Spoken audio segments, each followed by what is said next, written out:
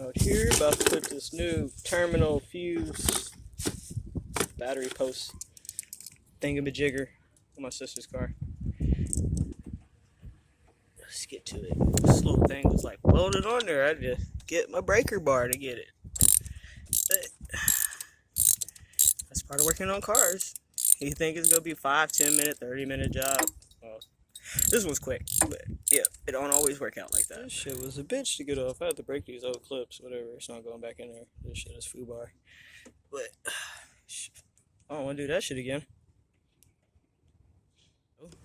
I had to do some innovation because this fucking bolt is fused on there and it's already off the car, so I can't get no leverage.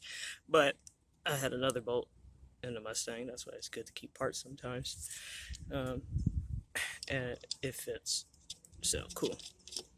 Just put this shit on that car. Be done with it. Yep, got the new terminal fuse combination thing. I couldn't. That other bolt that I found did not fit, so I went to Home Depot and got me one of these, whatever twister on nut. She gonna need some new hip struts too, cause that shit, this thing almost fell on my head. But yeah, she's good for now until something else happens. She needs a new AC compressor, but put that in there later.